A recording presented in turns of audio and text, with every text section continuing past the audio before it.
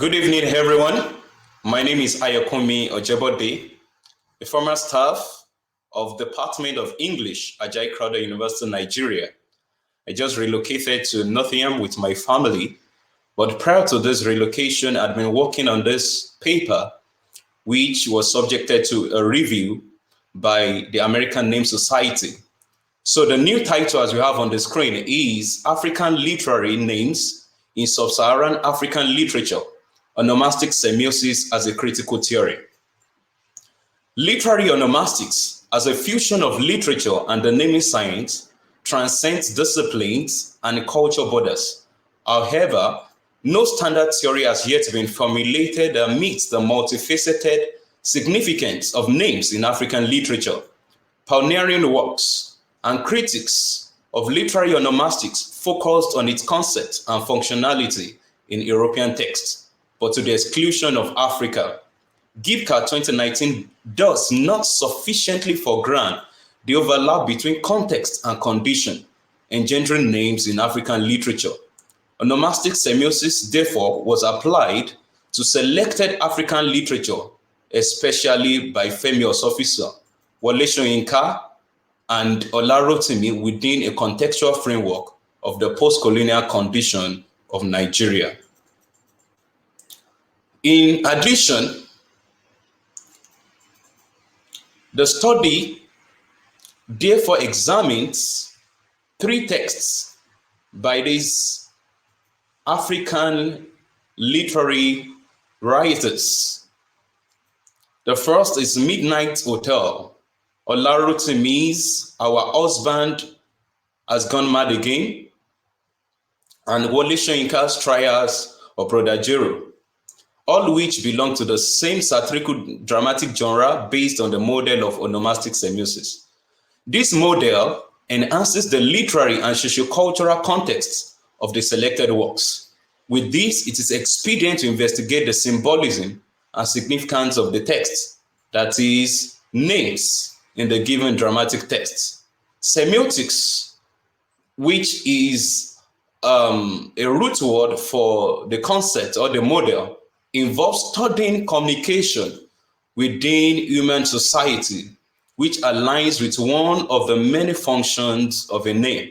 Smith 2006, 2015, and 2017, and Wamitila 1999 suggests that semiotics is the most appropriate theoretical framework to explicate on characters' names within literary text.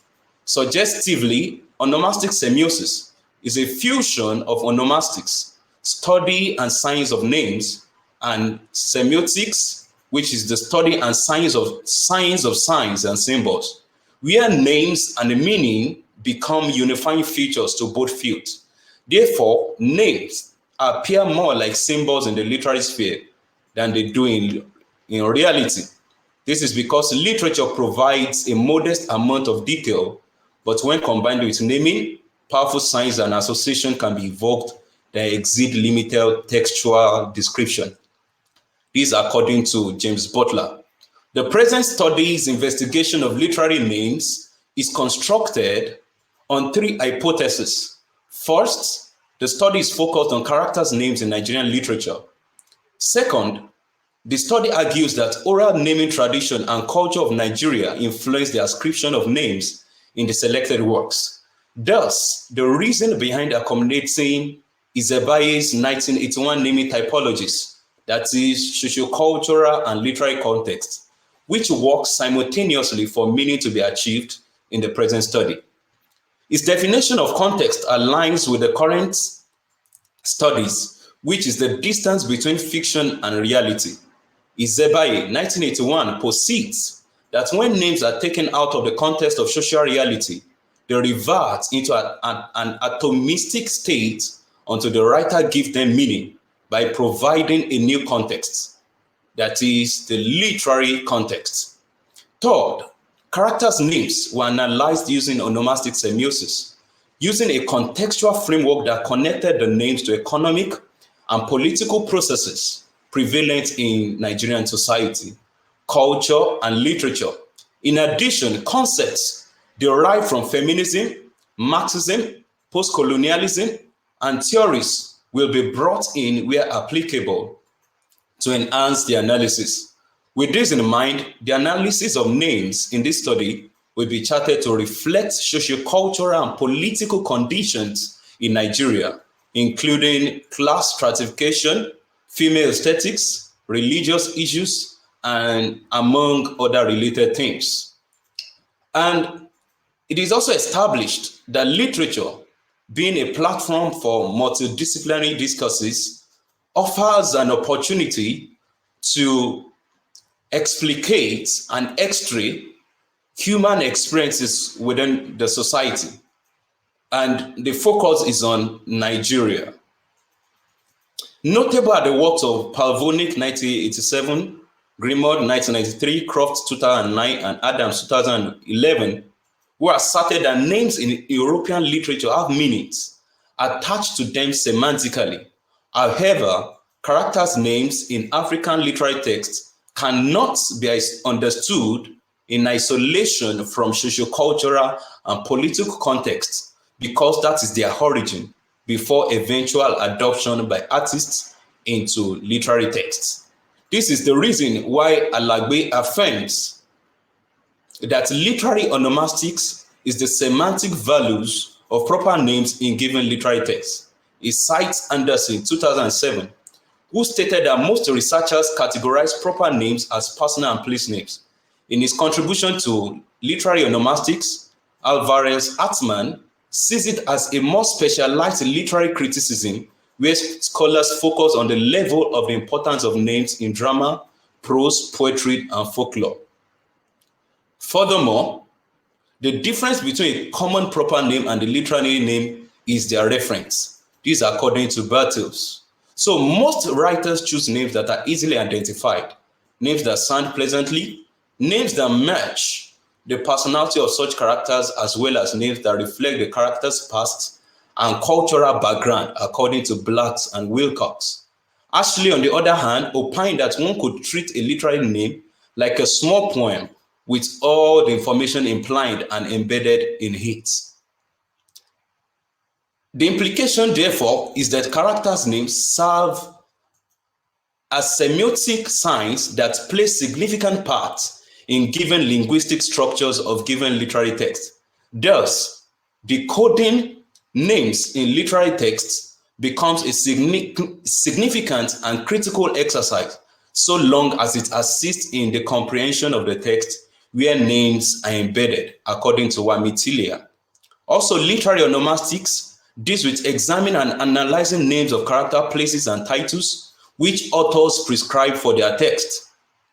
Such names assist in interpreting messages embedded in such text, according to Magua, cited in Tender, page 1943. Literary onomastics also assist literary theories as analyzing names chosen by writers for their texts makes critics view these texts in various dimensions, according to Wintval, page 43. Thus, it seems the fundamental tenet of literary onomastics, according to these critics, is to scout for hidden symbolic names, characters, and places, according to Grimaud, 1993, page 5. However, it is important to note that naming and names in Nigeria is rare and distinctive. Hence, it is perceived to be the license of a newborn into the world of the living, according to Da Silva, page 34. Also, Idowu Ojebode posits that few strands of letters called a name can be used to extract social information on the sex, status, religion, age, and the background of a Nigerian child. That is why a name is regarded as a social DNA, page 168. So, on this premise, the study therefore constructs a model which is onomastic semiosis, and the names in the works of Femi Osofisan, Rotimi, and Wole Soyinka were tested on this model with a focus on the socio-cultural context and conditions prevalent in Nigeria. The theoretical construct is graphically illustrated below in Fig 1.1. As we can all see, we can see the onomastic semiosis model, which was constructed by the researcher during his doctoral study at Redeemers University, which was concluded in September 2019. When you look at this chart, this is a schema by Ojebode 2019. The schema in Fig 1.1 illustrates the process of naming in socio-cultural and literary context, which starts, as you can find at the center, society. Pointedly, the context of culture is the crux to both literary and socio-cultural contexts of naming, as prescribed by Izevbaye. Meanwhile, a name connects society and literature through context, specifically context of situation and culture, as illustrated in Fig 1.1. Society, however, is platform for naming, and within the Nigerian setting, it takes place during a naming ceremony. Meanwhile, Ferdinand de Soto, the principal proponent of semiotics, introduced the concept of sign, signifier, and signified into structuralist criticism. That's in page 66 of his work. So, however, overlooked the social application of the theory, and this prompted Peirce's advancement of e-signifying system, according to Chandler, page 83. Peirce hypothesized that a sign has three constituents, namely referent, representamen, and interpretant. The referent object is the outlet to express implied meaning, that is the representamen deduced by decoder. This we find in Chandler's work, page 228. Also, Peirce identified three patterns of meaning to a sign, namely iconic, symbolic, and indexical. The present study adopts the indexical sign system based on the notion that a sign has an association within its reference. By the way, names within the Nigerian society are indexical of the cultural and social practices, and then the political context. And this is the reason why the study centers on Izevbaye's postulation on socio-cultural context of naming, which balances with Halliday's context of culture based on human condition, as illustrated in Fig 1.1, through an upward arrow which moves from context to society, society to name, name to semiotics, to post-colonialism. It further moves from post-colonialism to condition. However, it split from condition into two arrows, pointing to concept of Marxism and feminism, which are reaction to contemporary issues or neo-colonial realities within the Nigerian society. Based on the preceding, context is synonymous with condition, as illustrated in Fig 1.1, and they both reflect socio-political challenges within Nigerian society, as illustrated in the characters' names in the works of Osofisan, Rotimi, and Soyinka. By implication, onomastic semiosis model hinges on names and their significance within the literary and socio-cultural context. Based on the schema in Fig 1.1, the semiotic plane is the meeting point for a playwright and reader or critic, and where a reader or critic deduces specific meaning from a name during a reading process. There is an indication based on Fig 1.1 that meaning is crucial to both literary and socio-cultural context, whether authors or name givers give the name or issue the name. Thus, for a meaning potential to be achieved, Nigerian literary names have to be interpreted within the framework of Nigerian society, literature, and culture. On this note, I categorized the characters' names, bringing out some salient thematic preoccupation and how the names, as deployed by the writers, are used in order to project contemporary and neo-colonial realities in Nigeria. Names as critic of religious issues. Pastor Suru in Midnight Hotel conventionally should denote someone that is patient from a Yoruba standpoint, but his role is contorted metaphorically to achieve irony and satire by the playwright. Within its usage in the literary context, is patient connotes persistent for sexual motive and impatient in seeking an ungodly alternative to finance. Meanwhile, Brother Jero in TBJ, which is an abbreviation of Trials of Brother Jero, is artistic recreation and allusive of two biblical figures, namely Prophet Jeremiah and King Jeroboam, though for satirical purposes. Both Osofisan and Soyinka therefore create out of the two characters a negative archetype to satirize the moral debacle among Nigerian religious leaders who abuse the sacred office. The revelation by Brother Jero reinforces the idea that his name is artistic and to foreground the mentee himself, conspiracy and rebellion against his mentor, the old prophet, as well as former's immodest personality based on Yoruba interpretation. In this regard, Brother Jero affirms, you have got to have a name that appeals to the imagination. You find this in page 3. Also, in 1 Kings chapter 12 to 13, Jeroboam conspires against his master's son, Rehoboam, and hijacks the kingdom of Israel by cunning, by deceiving the Israelites into worshiping Baal or idols. Also, the old prophet in the Bible misleads the younger prophet who was sent to decree judgment on King Jeroboam. Significantly, Jero's name foregrounds the deceptive nature of the character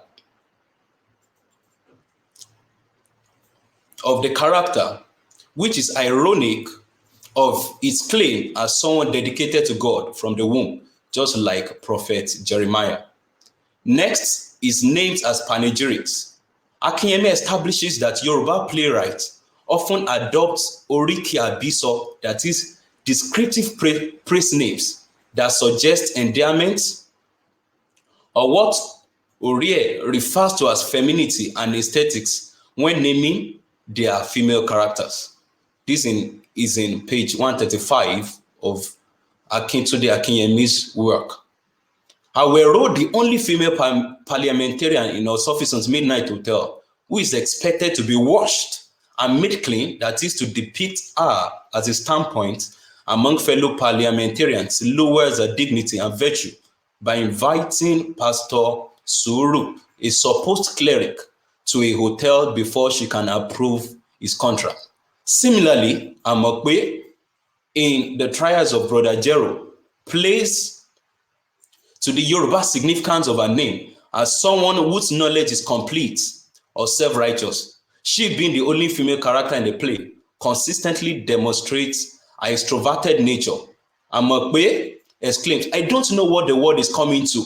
A thief of a prophet, a swindler of a fish seller, and now that thing with lies on his head comes begging for money. So Amokwe reinforces the idea behind a Yoruba name, that is somebody that is all-knowing, somebody that is self-righteous, somebody that has a complete knowledge, and moreover, to show that she's an extrovert. Also, the character's name, Madam Bambiba Ajanaku, in Our Husband Has Gone Mad Again, falls within the category of Yoruba panegyric or zonymic names. However, her name, unlike the previous name, is descriptive of her social and economic status, being the market women leader in the text. A Yoruba proverb supports this. Ajanaku kọjá mo rí nǹkan fìrí tí a bá rí erin ká mọ̀ pé a rérin, which denotes that the elephant is monstrous and its gait is unmistakable. Lastly, we'll find that the names also refers the idea of the Marxist, the class stratification between the bourgeois and the proletarian. And these concepts was adopted, the concept of Marxism was adopted into the onomastic semiosis model as we find in Fig 1.1. In Osofisan's Midnight Hotel, Bicycle's name is shown to be a nickname and a kind of circumstantial name that shows its low-class status. Jimoh describes the duty and origin of his assistant to Aguero. He says, "Let me call Bicycle for you." This is Midnight Hotel, page 38. Aguero is somehow confused by the name, and this is a dramatic irony which is done by the playwright to create an emphasis on the meaning of the name. However, Jimoh explains further that his name is connected to the circumstance surrounding the character's birth and social status. I mean, Bicycle, my assistant here, he was born the day his father bought his first bicycle. And he further explained, is the one that runs errand here. So you find that similarly in Our Husband Has Gone Mad Again by Rotimi, Polycarp, whose name is a reference to Saint Polycarp, a 2nd century bishop of Smyrna and Martyna, also is given to a character who plays the role of a servant and a clown, just to show his social status. However, a cursory look at his name indicates the saintly ambience attached to the character. Notably, the role name attached to Ramon Taslim Lejokabram, the Major, is a castigation of the military era in Nigeria, particularly their gimmicks, the power-drunk nature, and abuse of political office. It also indicates the existence of imperial or pseudo-imperial tyranny in Nigeria's political and religious leadership. Lejoka Brown exclaims, "It is war. Politics is war. Oh, I'm taking no chances this time.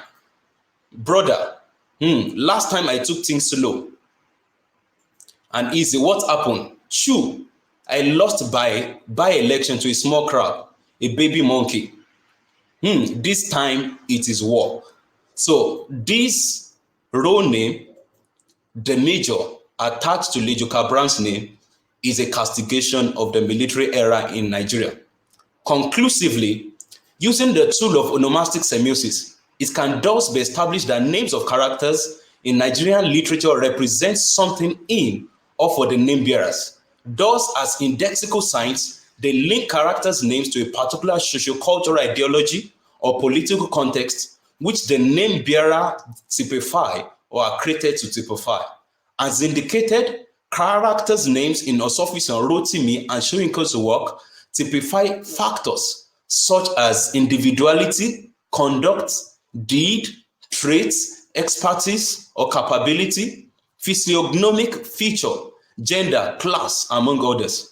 However, the contextual consequences of the name within different Nigerian cultures define their signification. So as far as meanings are not invoked, names will remain merely in classificatory roles. Meanwhile, their meanings are contextual.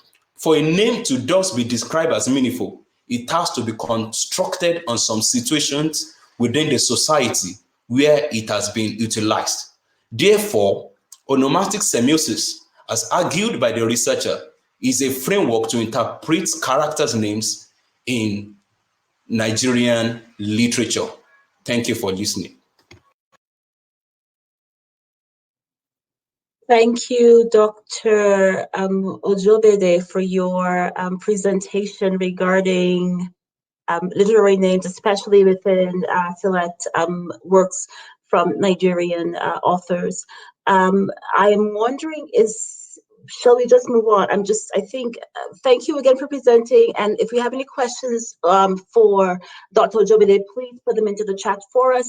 In the interest of time, we're going to move forward.